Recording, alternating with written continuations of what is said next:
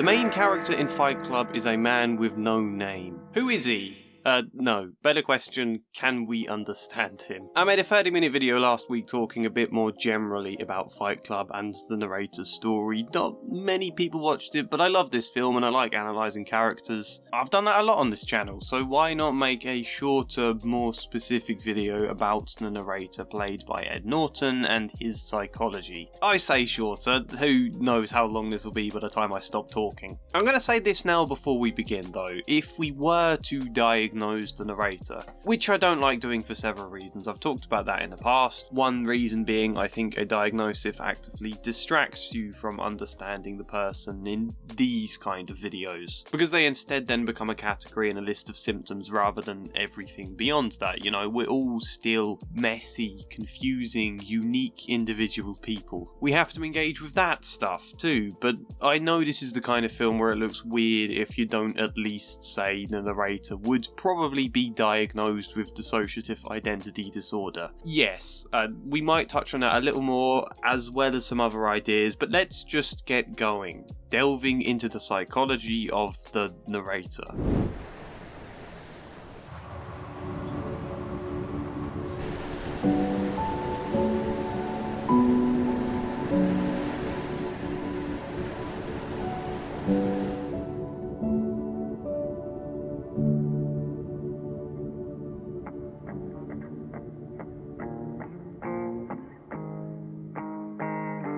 Because everybody's favourite thing in the world is disclaimers, let's say it's very hard to speak with any precision or clarity about the characters in this film, because there's always that question in the back of your mind about who's actually real. Tyler isn't real, is Marla? There's arguments to say both yes and no. Are the members of Project Mayhem real? It's certainly quite a leap to see just how vast this empire of Tyler's becomes, but is that because we're supposed to suspend disbelief for the sake of a metaphor, or does it mean these people aren't real either? It's certainly weird the way this guy isn't in shot when a narrator walks past, then suddenly is when he turns back round. There's loads of weird little moments like this all over the film that make you question the reality of everything, and naturally, how we interpret all of that affects what we understand of the narrator. Even smaller bits. When Tyler talks about his dad, is that him talking about the narrator's dad, or is he just making up stuff that he knows will appeal to the narrator? Generally, I'm gonna stick to what the film explicitly tells us, which is that Tyler isn't real, but it never outright confirms that anyone else isn't, so we'll talk as though the rest of them are real. And if there's time at the end, maybe pop in some alternative interpretations. But starting this, the most obvious point would be to say that the narrator is a very repressed character. He expresses next to nothing, shows little agency or direction, has little impact. He is very much the symbol of conformity in all its sleepy, hypo-aroused glory. Hypo kind of being the opposite to hyper, by the way. And this is obviously a point the film is making on the very rigid expectations of society that you're supposed to conform to, but all of the same, how did the narrator end up like this? Most of us can relate, but I hope that doesn't mean we're all quite as lost as him in here. And the answer is, we don't know. Terrific analysis. We have very scant clues about the narrator's past. I would speculate there's most likely trauma there that has contributed to dissociation as a defense mechanism of sorts. You know, if you're sleepy, not necessarily in a literal sense, but passive and listless and full of inertia. If you're that, then you don't need to be boiling away with all the hurricane of emotions. All of that is pressed down into a deep and frozen lake. You don't feel it, you don't feel able to feel it. The sleepiness is obviously effect of the insomnia, yeah, but it's more than that, and I think partly the insomnia itself is an expression of the narrator feeling stuck and restlessly weighed with all of this pressure that he can't express and can't release and can't relax from. So most likely there is trauma. The film doesn't tell us what, it doesn't tell us anything about that, and we could attempt to speculate, but why? You don't always need to know. A common misconception of therapy, even trauma therapy for which I'm trained, means you need to sit down and talk about all your trauma and come to conscious conclusions about it, but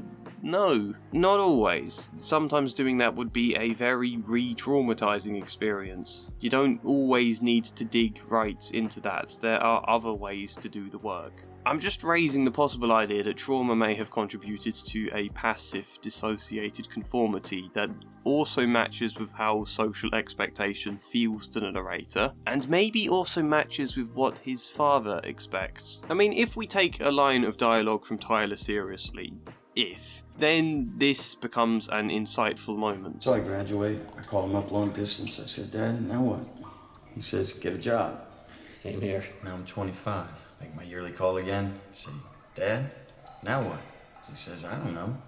Get married. This is all obviously speaking with conjecture that you wouldn't do with a real person, but maybe part of this conformity is a deeper drive to follow his father's expectations and try to win his approval. The narrator himself tells us that his father was absent. Every few years he would move away and start a new family. That's devastating. Why am I not enough as a son? Why do you need others? Are you replacing me? This might be reading too much into it, but I can't help notice that when Tyler is asked the question, if you would fight anybody, who would you fight? And he says his dad. The narrator responds by saying he didn't know his dad. I don't know my dad. I mean, I know him, but he left when I was like 6 years old, married this other woman, had some other kids. He did this every 6 years. He goes to a new city and starts a new family. Is it overthinking to say that answer suggests the narrator wouldn't want to fight his dad? Is he suppressing the rage he might feel towards his dad in place of seeking approval? Trying to be good, hoping that brings him back? I don't know. If the answer's yes, that's quite a painful idea. To feel anger towards someone, but also to feel like you can't dare express it in case that leads to further rejection. You probably would then suppress it, and perhaps that does lead you on a path to come as repressed as the narrator appears. I suppose the closest thing we get to a father figure in this film would be the narrator's boss, and whilst the method is obviously unhealthy, albeit a fun scene, perhaps it's then in one part positive for the narrator to express anger towards him, to finally let that out, even if this isn't the right way to do it. That said, Tyler is kind of a father figure too. He wants the narrator to explode, and the narrator, seeking Tyler's approval, very studiously follows suit, even when it goes against his own moral conscience.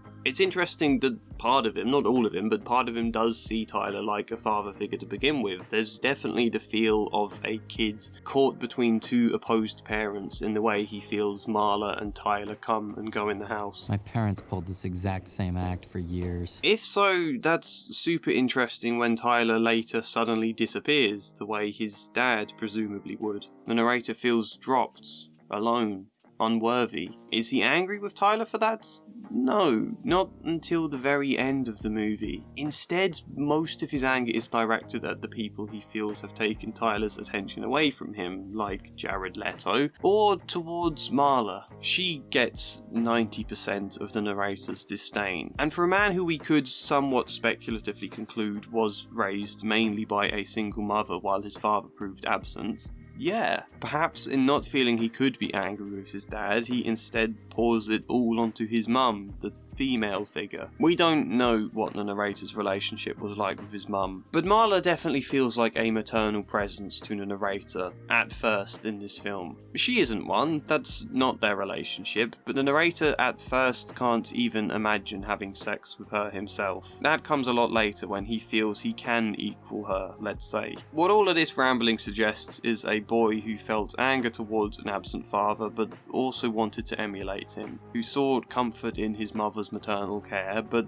based on the mental gymnastics he requires in order to cry and be held, something I discussed in my last video, I can't help wonder if he's also incredibly uncomfortable with that kind of care. He seeks it, yet also shames himself for that, as though it makes him weak, as though he's supposed to be stronger, more like the colossal, unattainable image he has of his dad that he barely knows. I think there's more to it than that, but it's possible. The narrator describes himself as a 30-year-old boy. You can't get married.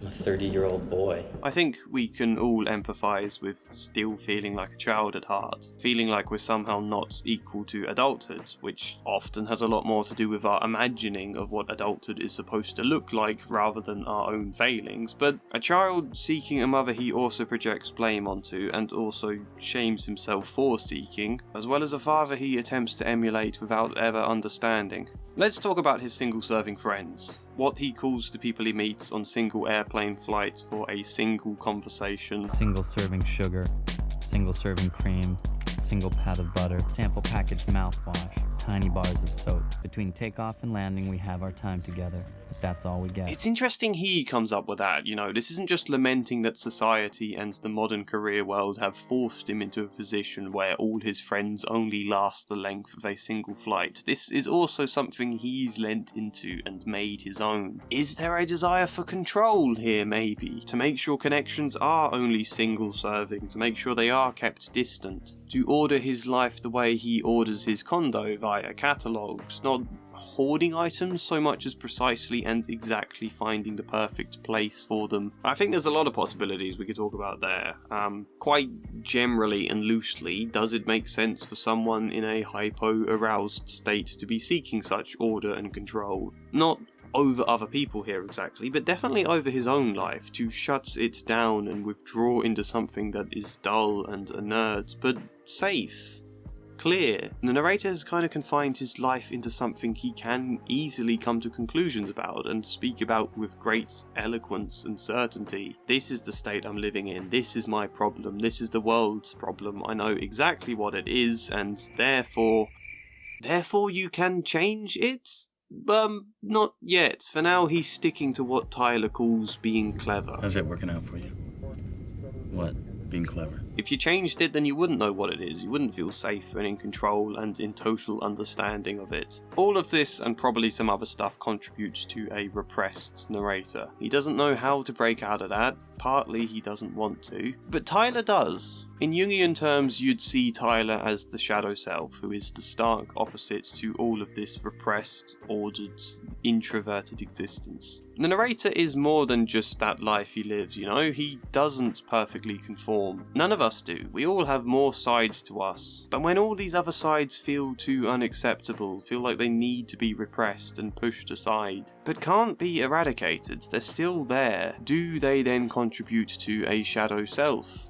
The narrator squeezes himself into what he thinks he's supposed to be, his job, his condo apartment. But when there is inevitably more to him as a person beyond that, suddenly Tyler explodes and says the reverse. You're not your job, you're not your condo apartment. Burn all that down and forget it because you're something else. What else? That's a very good question. You see the two sides in conflict here. One is saying, I am this very rigid thing. The other is saying, you're not that very rigid thing. But where's the middle ground? What the hell is he then? Bob had... A World Anvil subscription. This was a support group. For people with a compulsion for world building. World Anvil. World building. They sponsored this video. They're still here. Hopefully they'll stay here. World Anvil is an online tool for building worlds, creating characters, designing and managing campaigns for a whole slew of games. Sleuth isn't the right word. I don't know why I said that. Look, you can do all that. You can plan and write stories. You can do all sorts of different stuff for creative projects. I use it for the world building of my novel because my old system of massive Word documents became far too chaotic. Not only does the ability to create timelines with hyperlinks branching off to specific characters or articles or a billion other things, not only does that make it so much easier to quickly find the information I need, it also makes it so much easier to plan things out and kind of keep going. Sometimes a blank Word document for world building is very daunting, so having all sorts of tools to help with visualization, to help you figure out what needs planning next, to keep your brain fizzing and unimpeded, because all of the tools are very straightforward and easy to use. That's really important to me. It's like the sharper an artist's pencils, the freer they are to focus on the art. World Anvil is a very sharp pencil. You can create mind maps, you can rearrange elements of your story, do all sorts of campaign related things for that sleuth of games I mentioned. Yes, link in the description and as a pinned comment should you desire a 51% discount on all their subscriptions, or if you're not yet sure, then try out the free version for as long as you like. That's what I did at first, and now look where I am, shouting their name at you through a screen. World Anvil! Now, I talked about this in my previous video, so I'm going to breeze through it here. The narrator only felt able to seek connection when he got to be totally anonymous, when it was with people he could project onto as weak or worthless or lesser men, like in terms of his attitudes towards those at the testicular cancer support group. That's how he sees them. Going there gave him enough connection to get an emotional release and a semblance of feeling accepted and given comfort, but also he had barriers in place to stop it being anything more, to keep himself unknown, distant, to keep himself feeling superior. He's got to feel superior, because connecting with them, being truly open and vulnerable, makes him feel pathetic, weak, in his eyes emasculated. I don't think it should make him feel that way, but it does, and that's then super painful for him. All the same, he gets enough of a release and enough experience of comfort without it being too emasculating for him to be able to sleep like a baby, in his words. An experience where he's actually nurturing that inner baby instead of shaming it for existing or trying to seem powerful beyond it. That's good. The fact Bob has what the narrator pretty cruelly describes as is fascinating in that sense, because I can't help wonder if he was written as a character to express maternal care. The kind of imagined maternal care that one part of the narrator wants, but he'd feel too much like a weak baby if he sought it from a woman. So Bob still feels quite masculine, and he gets to project all of these feelings onto Bob. He's the weak, pathetic, unmanly one, not me, I'm fine. Is there that kind of projection at work? To seek this kind of comfort, but also puts defenses in place to resist when you have feelings of shame for seeking it at all. Perhaps. But then in comes Marla, and she ruins the safe space for vulnerability the narrator has, because now he's not anonymous. Now there's someone who's seen him and knows what he's doing, knows he's pretending to have cancer or be an alcoholic or whatever so that he can visit support groups and cry into people's arms. Being seen for doing that is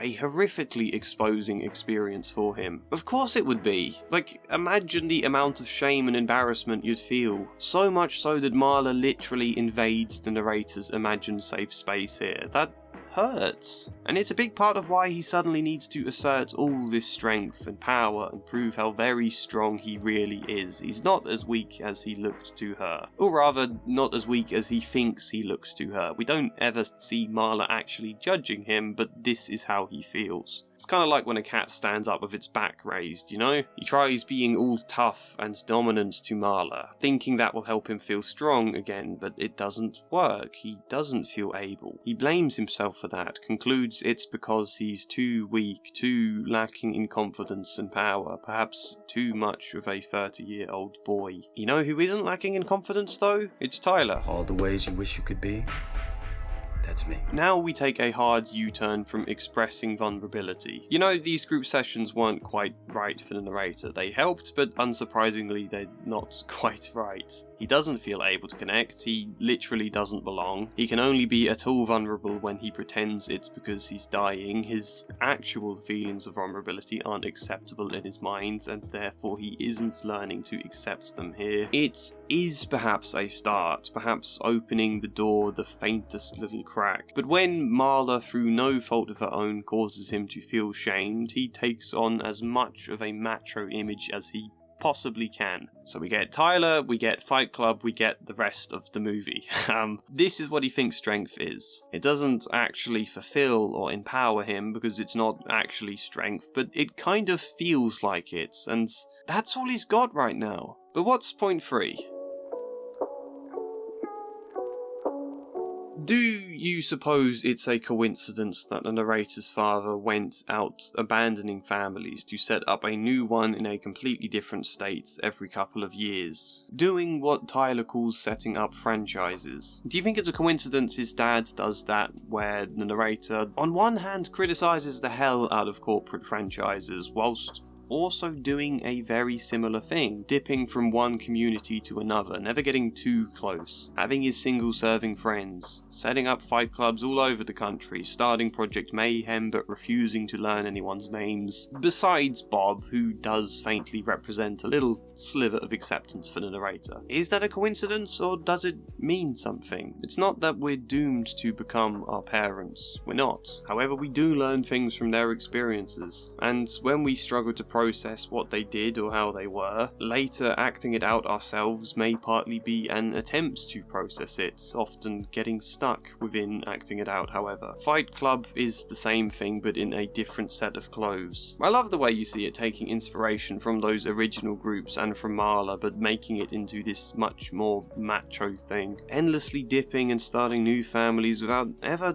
fully connecting. It's only at the very end of this movie that he shows signs of being able to break from that and finally connect with someone as he is. They hold hands and we don't know what happens. Technically he'd probably go to jail, but maybe we're supposed to suspend disbelief there. There is some hope for him. He wanted care after all, but he felt so lesser that he could only envision that as maternal care. I don't know why I kept describing it like that. It makes it sound like there's something inherently wrong with it. I more just mean that care feels infantilizing to him. He both wants it but pushes back, and it's only right at the end of the film when Marla is showing concern for his wounded face and dabbing at it tenderly. That's the only real moment he can let care in without feeling infantilized and needing to push back and reassert himself. Only now is there some hope for a more equal form of connection. If he can experience that and start to believe he might deserve that, actually, might be worthy of it, could that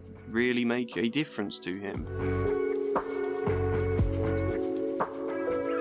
Someone left a good comment on my previous video that suggested Marla represented self-destruction, where Tyler is the external destroying of all other things. If we were to argue that Marla is also in the narrator's head, I think we're onto a winner there. However, I prefer the interpretation that she's real, and that the ending of this film, holding hands with her, is the narrator's first tentative step towards engaging with reality again. But also, the narrator already suggests something quite self-destructive. Remember that scene where he's on a plane hoping it crashes and burns? Remember when he kept going to meetings pretending he was dying? I've seen a few comments in the past wondering what the narrator would have done had the doctor prescribed him sleeping pills.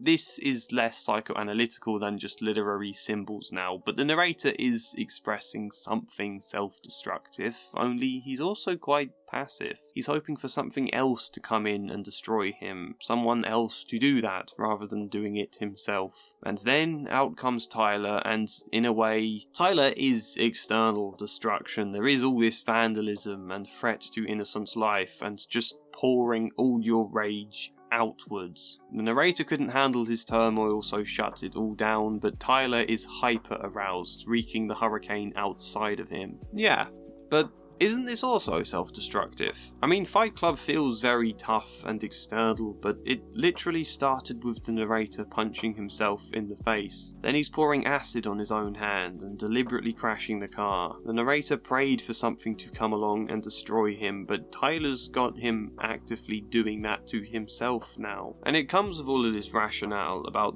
the kind of nihilism and the importance of letting things slide and letting go. However, is that a deeper understanding, or is that just a rationale made up to justify these feelings of self-destruction? I don't think YouTube likes it when you use the proper word. Is this a way to kind of glorify and not feel shame for the sides of him that seek self-destruction? It seems meaningful to me that in a film that begins with so many allusions to cancer of all sorts, a film where the narrator doesn't smoke, then he meets Tyler and suddenly he does smoke.